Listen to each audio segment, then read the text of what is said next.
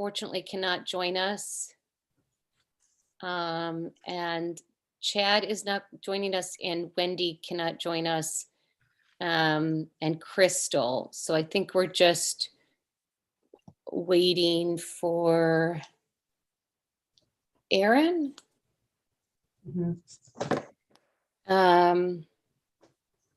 Maybe we'll get started as we always just do the minutes in the beginning. Did people have a chance to look over the minutes? Do I have a motion to approve them? I'm sorry, these are the minutes from February 18th. As is. Andrea, thank you. Anyone, can someone second that? Second. Oh, second, thank you, Matt. All in favor? Aye. Any opposed? Okay, so the minutes from February 18th are approved. I'd like to turn to the second housing survey results, and thank you. I don't know, John, if that's you, that you put that together, or Rachel, but I feel like it was very helpful. Did everyone get a chance to look that over? I have not had a chance, Sarah. I don't know if you could just do some top line stuff. I apologize for that. I did not have a chance to look at it. Yeah, absolutely. I can, unless Rachel or John, you would like to. No, if you don't, I mean, if you want to go ahead, Sarah. I mean, it's pretty straightforward. I thought there was, I mean, unless you look at the individual responses, and I would encourage you not to. I think the big numbers are pretty good. Okay, so I can highlight it. And when you say the individual, do you mean the sort of outliers, or do you mean that actually the write-ins? The write-ins, which I think I didn't extract for you in this copy. I can send that around. Okay, fine. Were there a lot of write-ins? There were between, I think the largest one was, there was probably about 80 write-ins. Oh no, this one, there's holy cow. So why wouldn't you encourage us to look at the write-ins? Why, I mean, there's, because that's tends to be where the ugliness comes out. Like, keep those people out of here type stuff. It's a minority view, but it's But actually, the ugliness is a little bit, I think it's helpful for our group to read what people are thinking, to know if it's valid or not valid, and when it's not valid, to make sure that we're doing enough education so that people understand what we're talking about. There were a few questions that invited write-ins. So, right? I think the first time I downloaded it too, John. You want me to send it? Yeah, because I think the first time I extracted the stuff, I didn't check that box, and then later sent it to Aaron. So yeah, Aaron, you want to send it around? Okay, so if you circulate that, we don't all have to read that right now, but I guess I'll just go through the highlights as I saw it, and anyone else can jump in. I thought it was overwhelmingly positive towards people who think that, who don't have a bad association with affordable housing, who think that we may have a responsibility to, that there's a need for affordable housing, and that we may have a responsibility to create it. I will say that there were some questions that were, crystal clear. Again, these are 750 people answering. So, for example, when you look at what you think of affordable housing, what's the first thing that comes to mind? Something like, I can see exactly, 65% said it's something needed for people who can't quite afford to live in the town. Some people said it's a way to increase the diversity of our citizenry. So that was like 43%. And so only 23% had something said, it's something negative. So I feel like the questions followed mostly in that vein, in that I saw a split mostly of like about 60% saying, are you concerned with overall the cost of housing? 53% said yes. I don't want to just spit out all the data, but as far as you think there's a need, 56% said yes. So I would say like around the 60% mark, we're seeing sort of positive things. The one thing I found interesting is that the question that said, do we have a responsibility to create it? That broke down a lot more evenly. It was 47% said yes, and 41% said no. And so maybe some education on what we're talking about when we say have a responsibility to create, and what that really would mean for the town of Madison. As far as impact, same kind of thing. Actually probably more positive with the impact. Only 20% said it would make our community weaker. Most felt it would make it better or keep it the same. And not surprisingly, people thought that seniors are the ones who need housing units. That's the group that might need it the most. And then in-town workers, though, also received, what does that say, 32%. So, and then to jump in there, Sarah, just to quickly cross-tab that. Yeah. Seniors were by far the most popular response for who needs affordable housing. And then if you look at question 12, the people that filled it out were old. Well, I wouldn't say they were old. I think the people who filled it out, John, some of the majority were 50 and over. So not old, but 50 and over. Yes. So if you group 50 and over instead of just breaking it 65, that's the majority. That's 70% of them. Yeah, who answered it. To a certain degree, that might be telling about our town. It might be telling about our who's interested in this. I wholeheartedly believe it's about the way we get information out in Madison, and that people who are on the Madison Town website, people who are tapped into those networks, they're answering these things. I feel like neighbors and friends of mine who are in my sort of category of kids and different things are almost never aware of these things. They're not on these listservs. A lot of these, a lot of people, I mean, you can see that we had no 18 to 24 answer this, and 25 to 34, two people from that group. So, we really didn't hear from anyone 35 and under. And then the 35 to 49 group was bigger, but not by that. I mean, 136 people. So I guess what I'm saying is, what I should say is Aaron and I are doing the source. We're meeting with the source reporter today. Maybe that will get some more information out. I don't really pretend to know who reads the source versus who's on the town website, but that's one where if you have networks, I think sending it to the schools again, because I don't know anyone who said, oh yeah, I answered that, so, or saw it on their own. So, but it's a good point, John, that that might be skewing what we're seeing.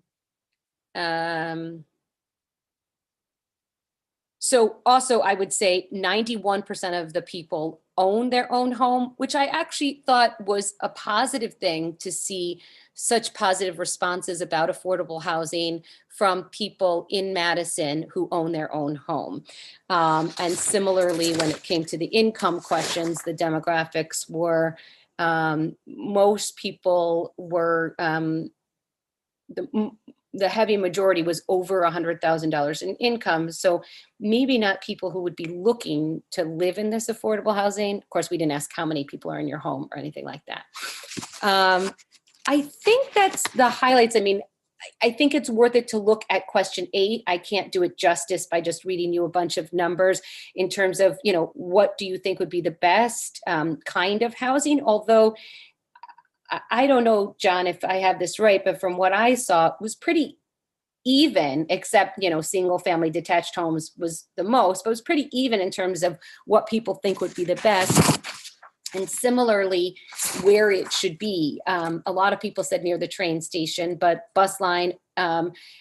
So I would say some people said away from downtown, but that was 18% versus people trying to get near a train line or bus line, which was closer to 50% if you group those together.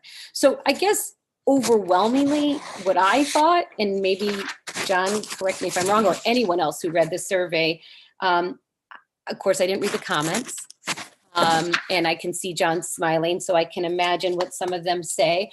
But nevertheless, I think that statistics are pretty good in showing that about 60% believe that we should have affordable housing, want to see affordable housing. I think where we might do education a little bit is where people dropped off, is by saying that even though they want to see it, even though they think it's a good thing, that we don't have a responsibility to create it.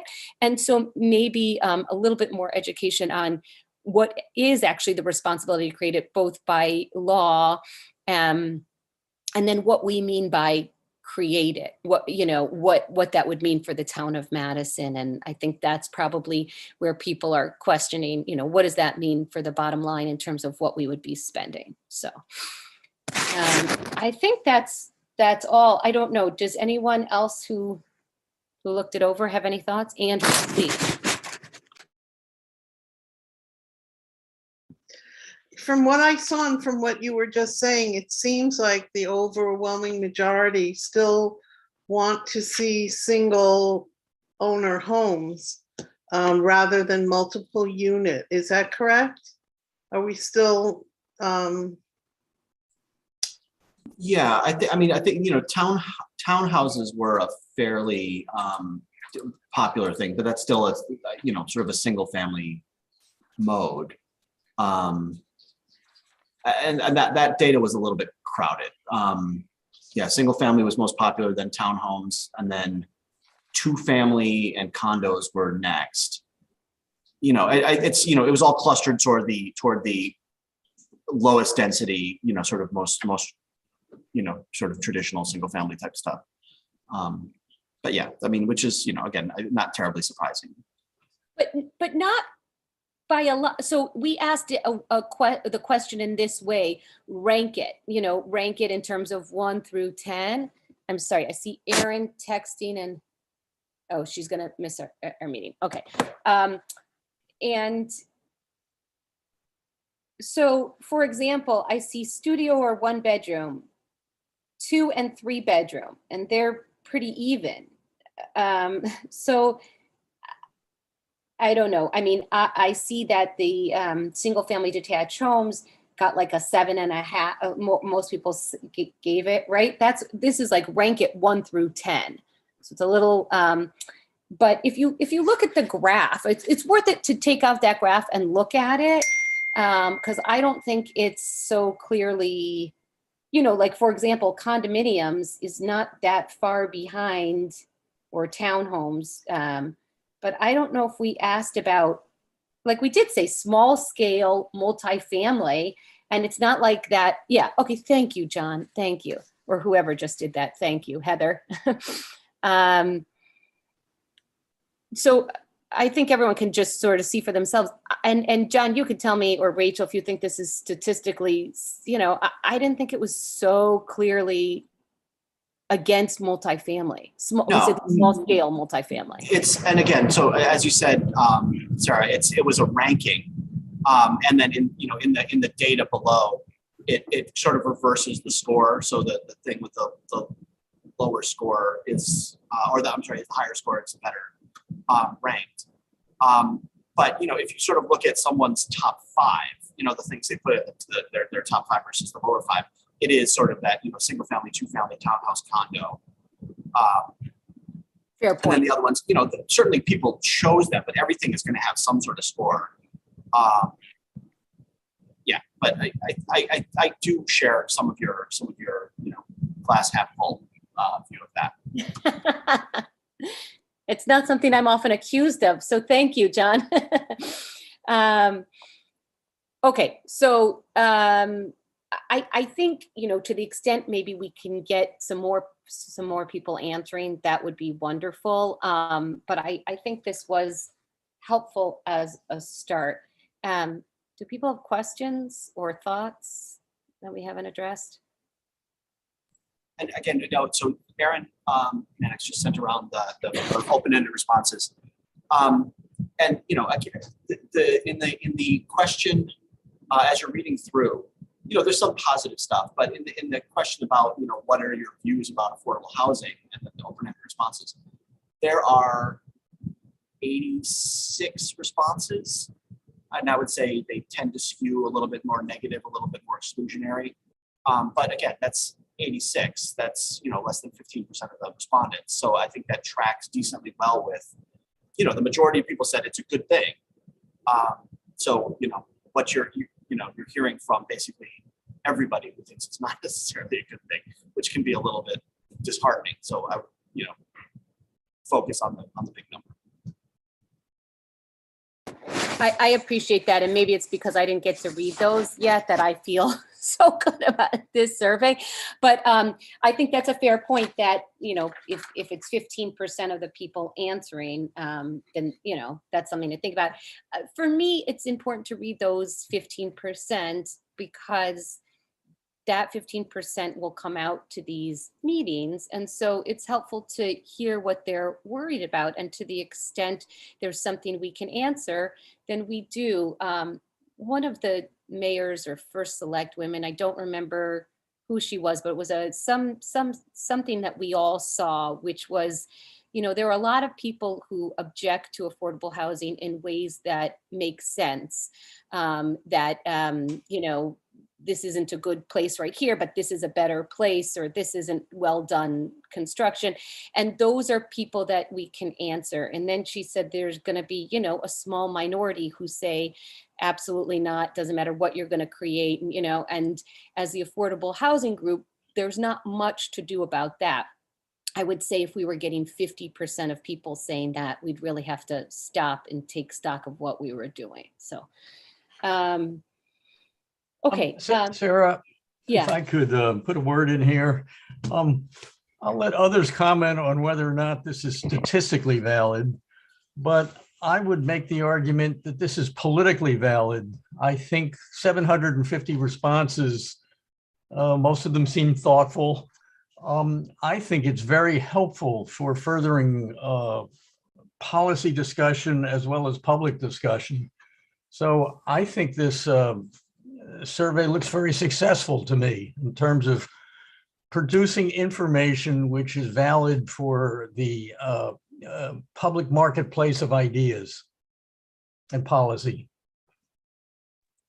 I appreciate that, Al, and yes, 750 as a response, I do think is pretty good, and probably still more than most of the towns got in the SCROG survey. And of course, that's not even statistically relevant because we're a lot smaller than a lot of those towns. So I think we could still have some more buy-in, but you're right, they were thoughtful answers, and a lot of people have taken it, and so that's been helpful. And the two combined too paint a pretty decent picture, right? That's a very fair point. Yeah. Right. I mean, to Al's point, the initial survey and this survey, if you're talking not statistically valid but politically valid, I think we have a good foundation, to work from.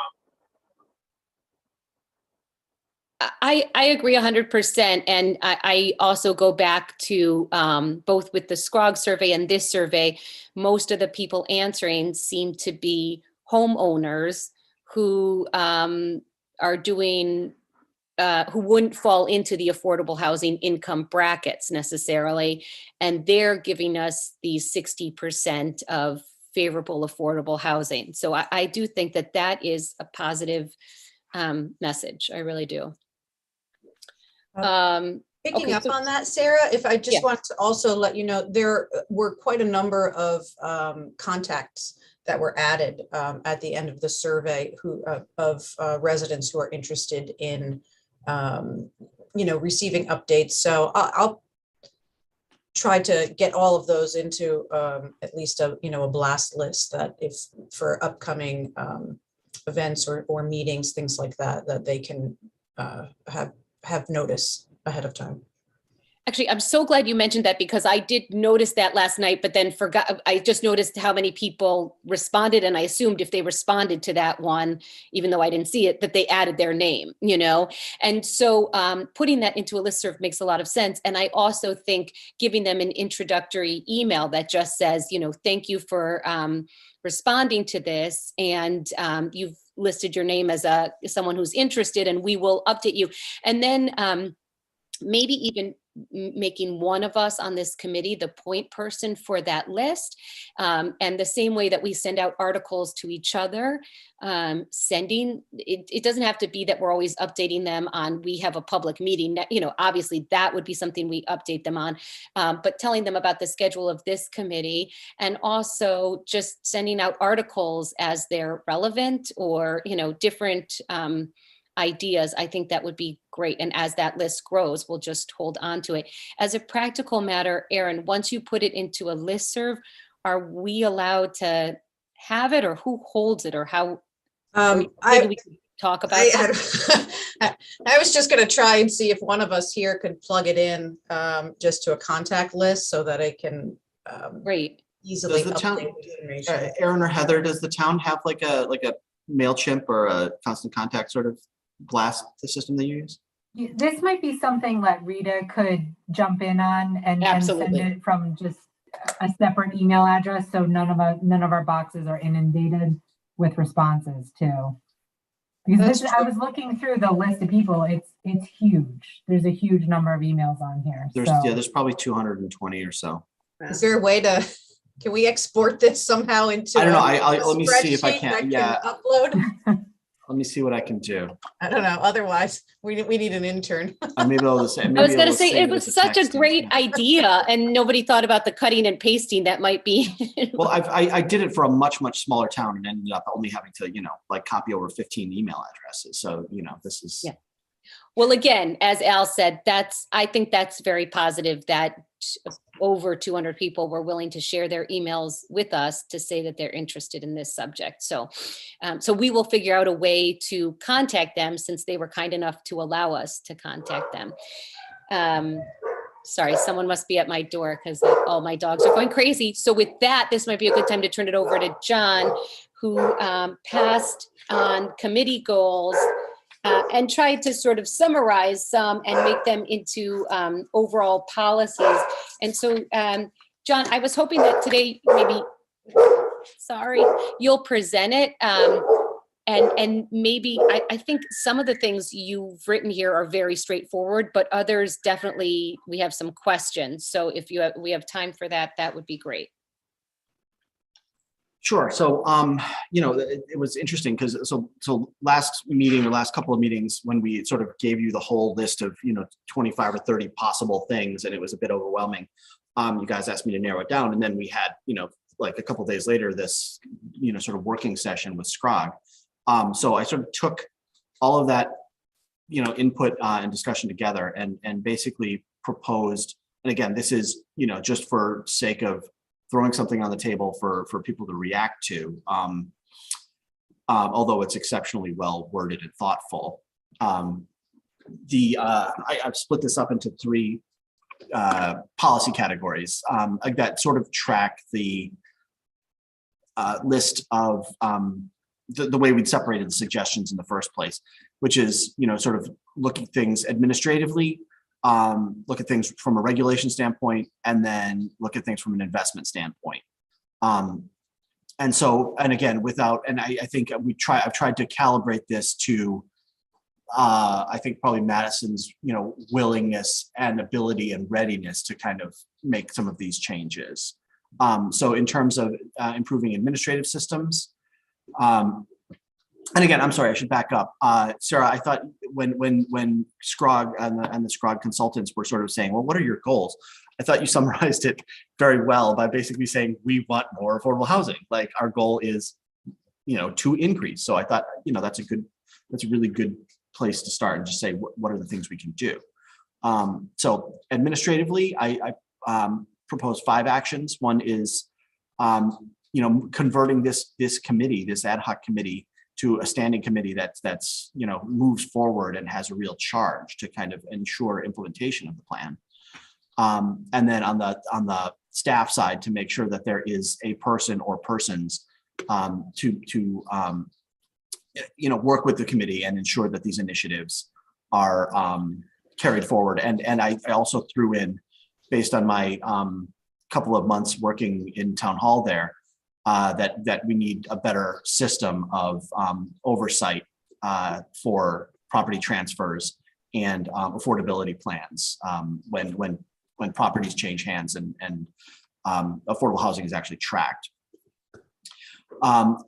You know, putting together a web. John, I'm sorry, could you Go just say, I don't understand, I missed what, I didn't miss, but I didn't understand what you meant by we need more accountability. You mean once we say we're going to make this affordable housing, then we need somebody who's actually overseeing that? No. Well, yes, and there are also a number of existing affordable units in town. And in a rental situation, the affordable housing, the landlord or the tenant manager is responsible for submitting a plan every year or an affordability report. There should be, you know, someone at town receiving and reviewing those. But in the case of an ownership situation where you've got affordable condos or affordable townhouses or something like that, like I'm sorry, Sussex, was it? Right south of the rest stop on the turnpike, is when properties change hands, there's the town has a stake in overseeing and ensuring that the buyer is income eligible. And so there's an administrative procedure that needs to go through. And Heather has been fantastic about stepping up, because among her responsibilities for seniors, there's a lot of income verification. So she's got that system down. But I think before Dave Anderson left, he had been managing some of that stuff. But it's just not codified at that town hall, like whose job this is. And you know, so I think, you know, Heather and Aaron and a couple of others have been working on doing that, you know, sort of internally, but it's not like, here's the rule. So the idea, and then ideally, as we get more and more units in town, that responsibility is gonna be increased. Does that make sense? Okay. So then, you know, other couple of very simple things, you know, building a web presence for more information and resources, links, promoting the USDA and CHFA loans, particularly because Madison continues to be a very ownership heavy community. And those are sort of the primary programs available to, you know, lower and moderate income purchasers.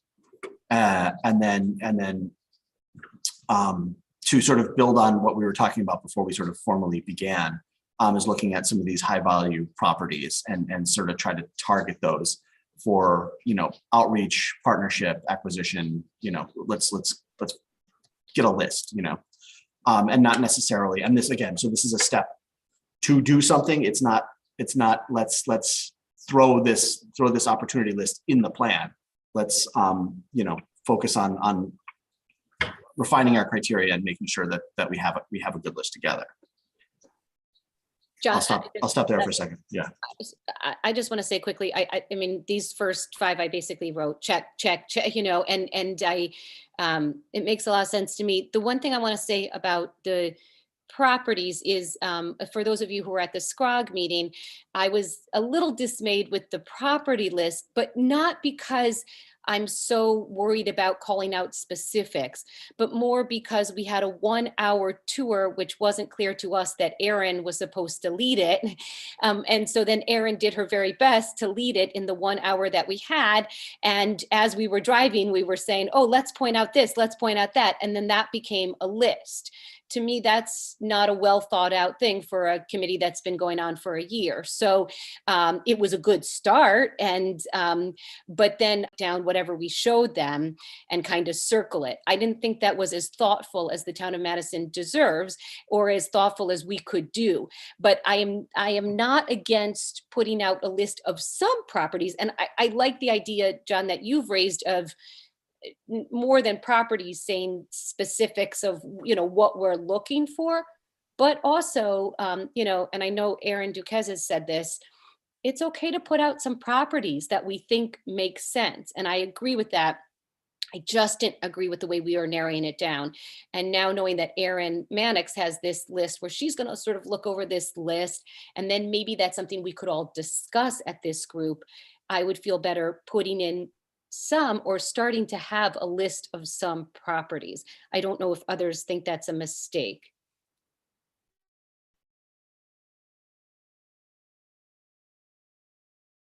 I'll take that as you all think it's a brilliant plan, and we should move on to John's next ones.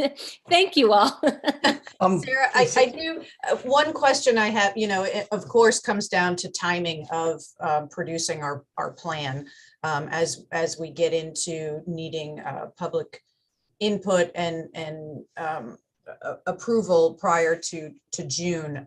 Some of this getting into the weeds of specific locations, and that may slow down our process. So at some point, the committee will have to make a decision of having broader plans, hopefully dedicating a formal affordable housing committee to help begin this process. But it doesn't all necessarily have to be called out in the actual plan. Does that make sense? 100%. And I envision like this week, or you look over that opportunity areas and send that to us. And then what I envision putting in the plan is the description of places we're looking for in terms of generic descriptions.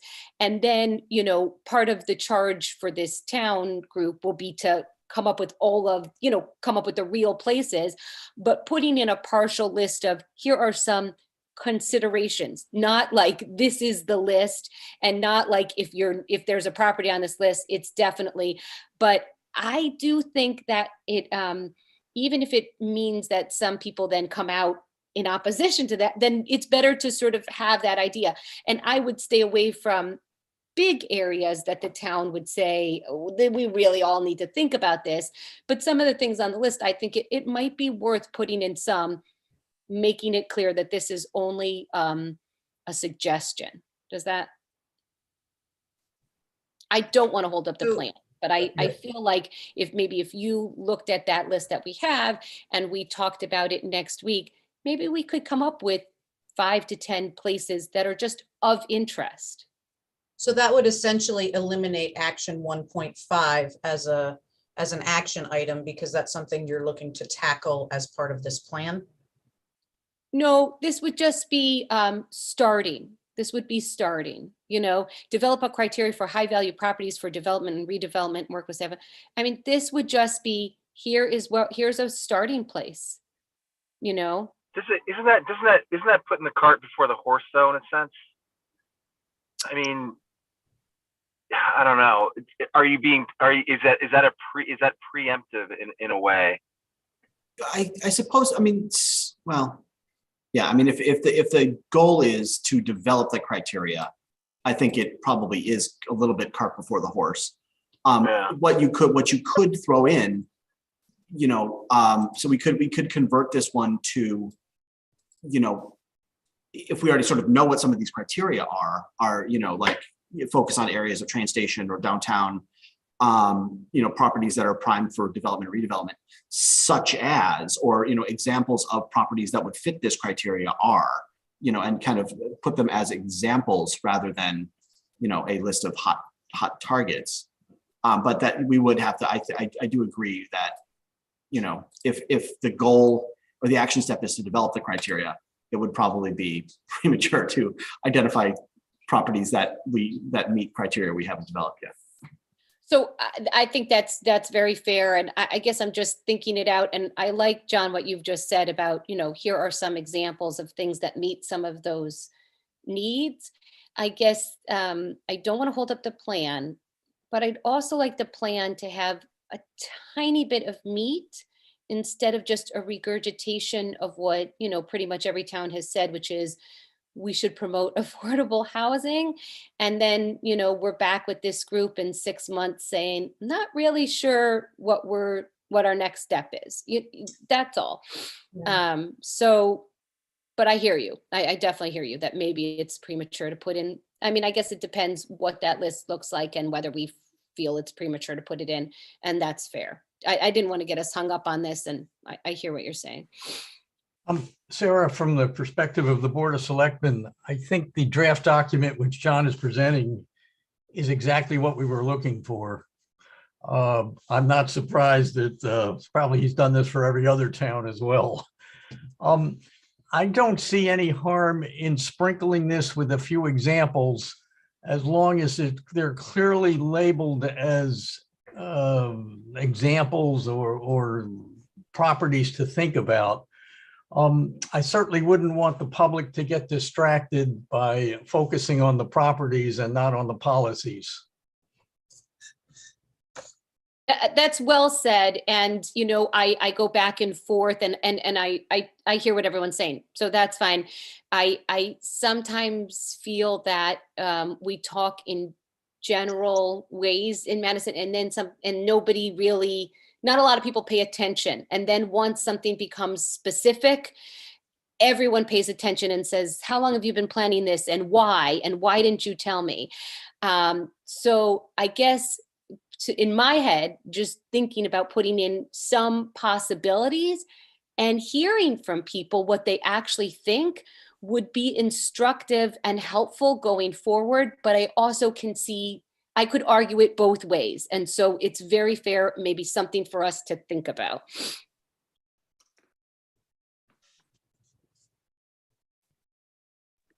I think, John, I'm sorry if you want to go on to policy 2. Sure.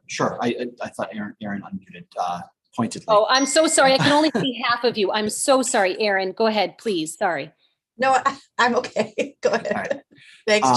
Okay. So the next set is again on zoning regulations, and this is one of those circumstances where the plan, which is not developed by the zoning commission itself, is making those recommendations. So there's obviously some sort of politics and persuasion that would need to be included.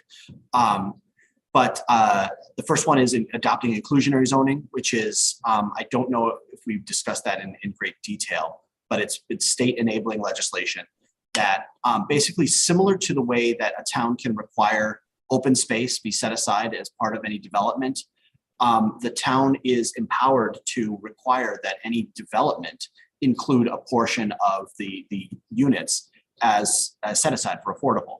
So it would be, the town would establish, the Planning and Zoning Commission would establish some sort of threshold, developments of 10 units or more, developments of 15 units or more, whatever, and then, hit a minimum percentage, say 10%, 12% of the units would be permanently set aside, or set aside for 30 or 40 years, I should say.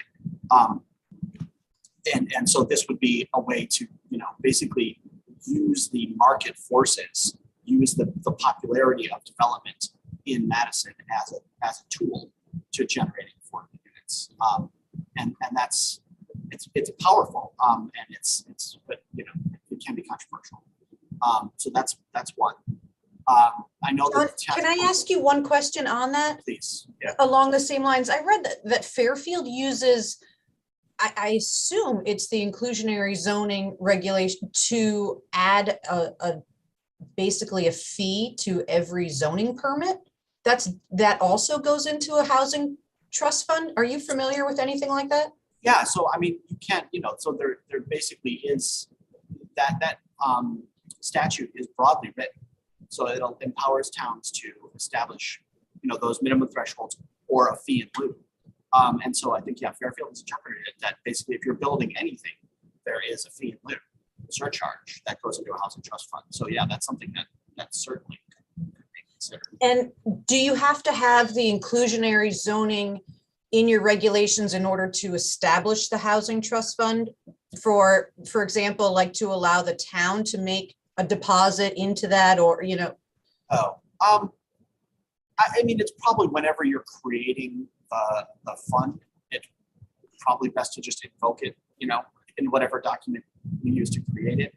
I don't think there's like a magic wand situation that you need to do, but whenever you're creating it or using it, it's probably easiest to say, hey, look, we can do this.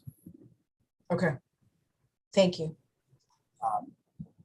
Second, I know that that planning and zoning has been talking about revising their accessory dwelling units or their accessory apartment regulations for the state standards, but hasn't sort of settled on something. So I think in talking with Aaron, it's probably decent for this plan to kind of put its thumb on the scale and recommend that planning and zoning to sort of get their act together and refine their own accessory apartment regulations to come into compliance with the state standard.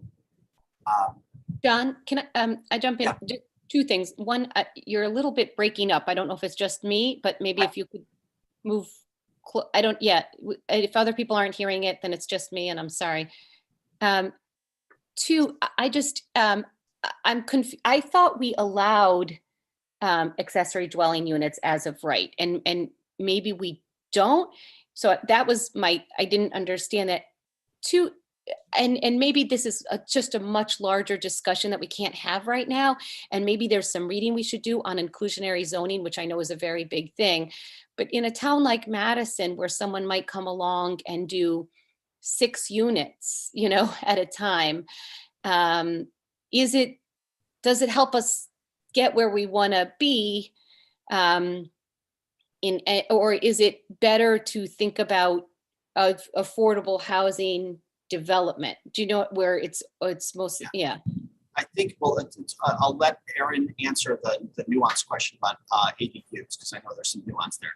But in response to the inclusionary, I think the answer is both. I think we want to incorporate, affordable elements in any, developments over a certain size. So it's not, you don't have kind of prevalence of gated communities or exclusive neighborhoods. But not saying that's our only tool and trying to make all of the difference with that one element, but instead making sure we do both. Let's look at primarily affordable developments. Look at inclusionary, that we pepper in affordable units around town, around new developments. So it's a both and. But Aaron, I'll let you talk about the ADUs. Sure. And John worked with the commission and I earlier in the fall and did a comparison of what our existing zoning regulations are for accessory dwelling units compared to the standards that the state has imposed in that act. So we can show a breakdown. ADUs are as of right, Sarah, so you're correct. However, we have specific limitations on them. Size, affidavits required, things like that. So this chart I'll send out to the group will show those differences and where we're in harmony and other ways that we could adjust. So it's not 100% in conformity. No. So We're not far off though. No. Okay, and so in working with the zoning regs, and I'm going back now, we're on action 2.3. In working with Aaron and the zoning regs, that set of zoning regs is a mess. And particularly around multifamily, there's so many different approaches. The planned unit development, and there's an affordable opportunity development, and there's the small cluster housing. So finding some ways to streamline it and get sort of a relatively speaking, simple set of multifamily regulations. So it's easier to understand and promote would be a good thing. And then fourth would be looking at making middle density housing, which is, again, Sarah, as you say, some of these smaller things, these 2, 4, 6 type units where we're not building several units of several buildings of several dozen units at a time. Be a little bit easier if you're looking to do maybe a 4-unit building in a big old house, where a big old 6-bedroom house where you have one person living.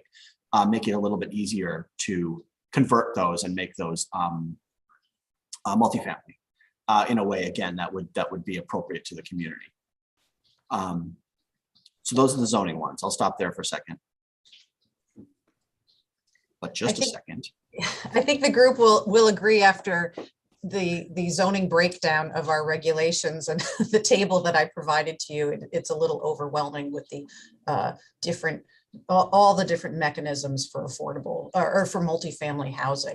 And just, having people trying to interpret those regulations, staff included, it can be challenging at times. So that I think is a great recommendation to the commission to try and streamline that. Can I ask what a housing trust fund could do and how much you really need in it to start doing something? Would a housing trust fund allow you to, for example, buy a piece of land and then give it to a developer to do affordable housing? Is that the idea? Yeah, there's a lot of things a housing trust fund could do. It could do that. It could buy a piece of land and turn it over to a developer. It could it could buy down, like if you are working with an existing apartment owner, for instance, a housing trust could in theory buy down rental rates to set aside a number of existing market rate units as affordable over a period of time.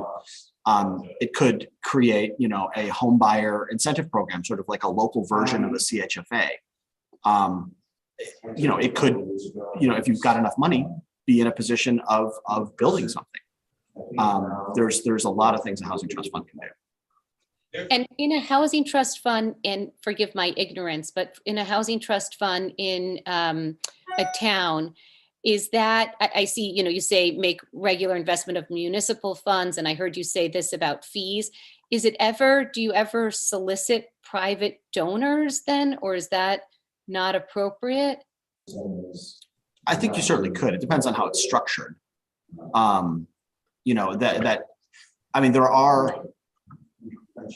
are things called land banks that was passed by some enabling legislation at the state a couple of years ago, which do function as nonprofits, which are 501c3 nonprofits. So that do have a lot of some of the development authority that a municipal sort of housing trust would, but would have the added benefit of being a 501c3. So a contribution would be tax deductible. If it was a municipal entity, I suppose people could make donations into it, but it would not have the same sort of tax benefit necessarily. So I think it really depends on how it's structured. So do towns ever, for example, make the Madison Housing Trust Fund separate from the town? Sure. So they could, and it's, it's in many ways it's become sort of like a community development corporation that way, where the municipality is an actor, but it is separately governed.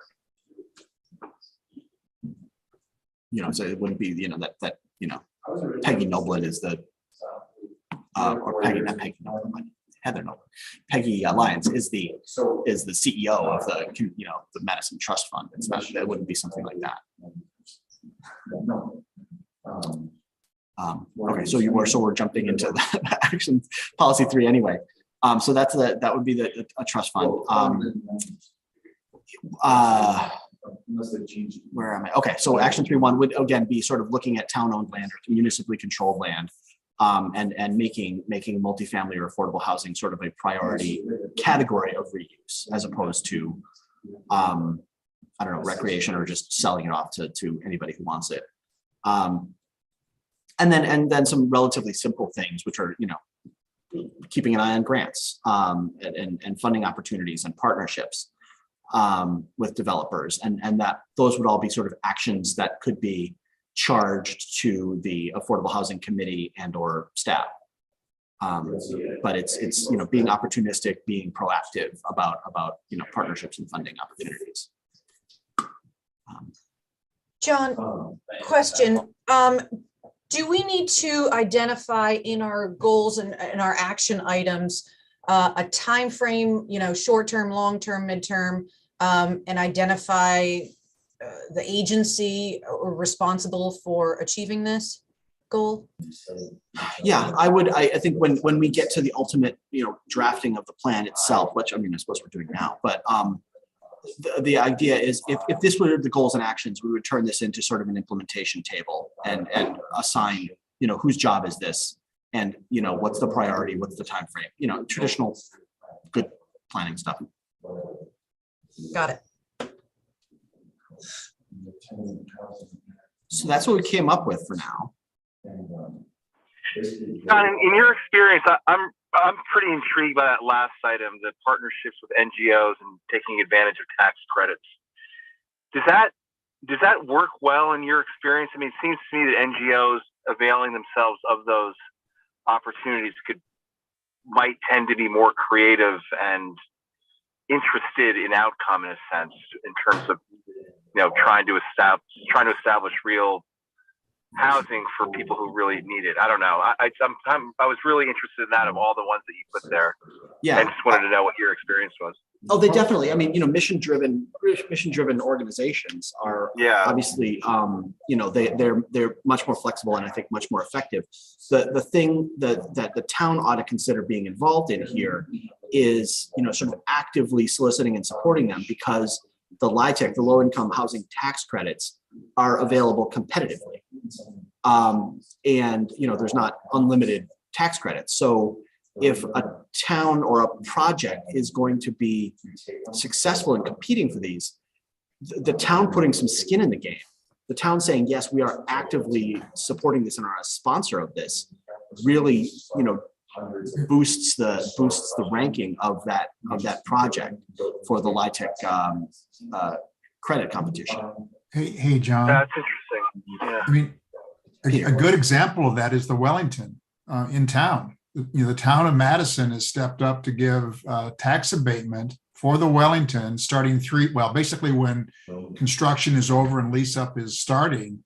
They've given them tax abatements totaling something like $680,000, give or take, over a 20-year period to help a not-for-profit build that development. That's exactly what we're doing there. Yeah. And some of that, actually, John, I was going to share some of this information. I had some other thought, after reading through the narrative and some suggestions from Peter and Sarah and Aaron. Yes, I wanted to see if there were areas where we could add specifics of what we have accomplished.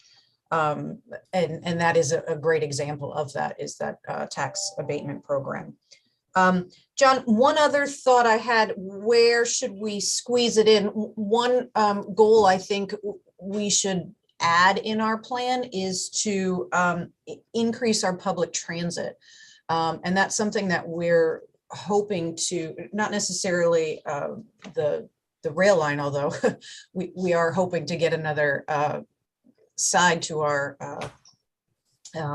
station, but it's joining with the Estuary Transit District and hopefully increasing our bus lines to more northern areas now that they've expanded. So I think that might be a good thing to put in here, because that might, based on some of the results from the surveys and having accessibility, that would bring us outside of the center area of town. And part of me thinks that, based on some recent developments downtown, I'm not sure, our POCD that is set to expire here, heavily focused on development and density in the downtown area. And I'm very curious to see what feedback will be as we move into a rewrite, if the town still has that desire, because I'm getting the sense that there is some pushback to focusing all of our density in the downtown area. So providing options to expand out a little bit. And that would also go with these smaller density developments or standalone units, kind of a thing. I think it's a good suggestion. I think for some reason I wasn't aware that you guys were sort of working with Estuary. It's because I didn't tell you. Sorry. It's a need to know basis. You're with me. Aaron, thank you for, I just want to be mindful of the time, and this has been really helpful, John. And Peter, as you were talking, it seems to me it might be helpful to have somebody come in and just talk about the Wellington, not actually seeing the units, but like from beginning to end, how, I mean, I know we're not at the end, but how that came about.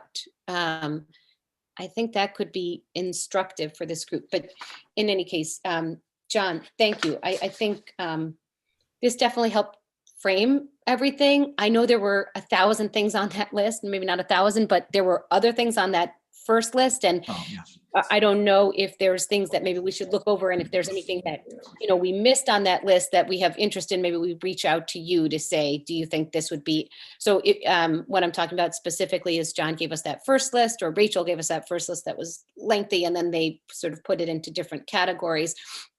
I would urge you to just sort of look it over, because my guess is this will end up being mostly our goals. So if there's something that we've missed, you should let John know. I think, does that sound right, John or Rachel? Yeah.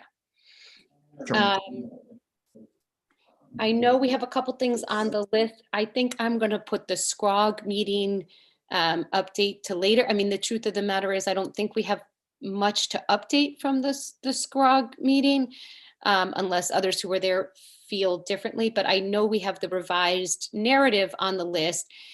So John and Rachel wrote the narrative.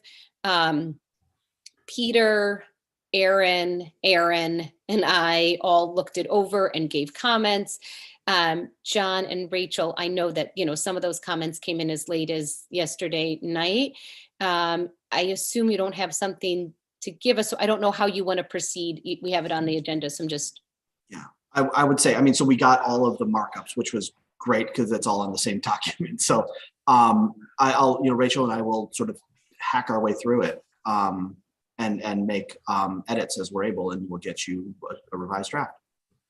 Okay, so I think everyone in the group should look for a revised draft, and we'll read it over with an eye towards, we're hoping that this might be the end. I think there's a little confusion in that SCROG's now writing something. John and Rachel are writing something. And so I don't know, John or Rachel, you have what SCROG has written, correct? We all do. I think we all do, don't we?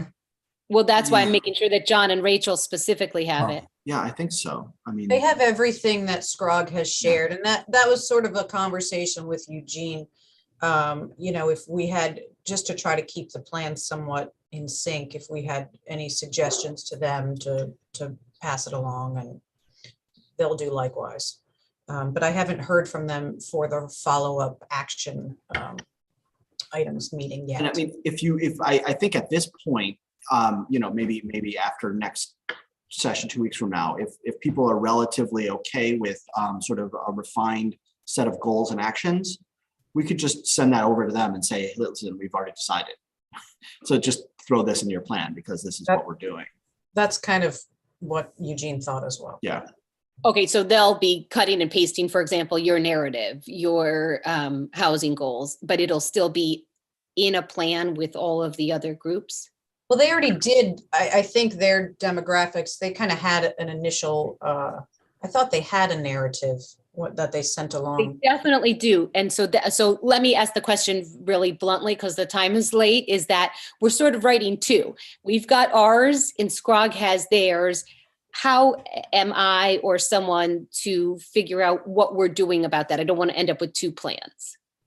Well, there will be two plans because they are creating one. They're creating a regional plan. And I think the goal here was to get a little more specific in depth to what specifically Madison wants. And so that's why we went in this direction. And Madison, Madison is not obliged to adopt two different plans. You can sort of adopt whichever one you want. You could, sort of thank SCROG for the work. And if you want to have your separate plan as the Madison plan that gets submitted to the state, do it. Or if you would prefer, like you would say, basically, we've done this work, put this in your plan, SCROG. I'm sure they'd be happy to do that. Okay, maybe we could talk a little offline because I feel like they've written a whole thing. So, and none of us have really given much feedback on that one. I don't love the idea of two plans, but we can, I guess, give that some thought. Okay. Okay. John and Rachel, I don't want to get too hung up on the narrative because I know that's only one little piece, but I'm assuming I don't want to give a timeline for you. If you could give us a timeline of when you think you might put in comments and then where we should be looking to read it again with an eye towards mostly just saying this is okay because we've already given our comments. Yeah, I'm Rachel and we're sitting across the room from each other here. There are a lot of, I looked at it briefly, and there are a lot of comments that you sort of have to pull down into sort of paragraph length commentary. I would like to say we'd have something for the next meeting, but I'm not 100% positive on that. Fair enough, yeah. But we'll, I would say if not next meeting, the following one, which would be what, beginning of April. Okay. So that would be the narrative. I think we've started on the goals. Does anyone have thoughts on what we need to do in the next 2 weeks? Since we're in March and really trying to get things done? I would ask that maybe people could sit with the draft recommendations or the draft action steps for a bit and let me know if there's anything that ought to be added or changed. And if you want, I added one on the fly as Aaron was talking about the transit district. I can sort of send that out as a proposed markup. Fine, that's helpful. And maybe since you're doing that, I can reach out to Eugene and just say, did Scrog write up goals for us? At the same time, Aaron, do you think it's you're able to at least go over that list and maybe have a list that we could talk about at the next meeting?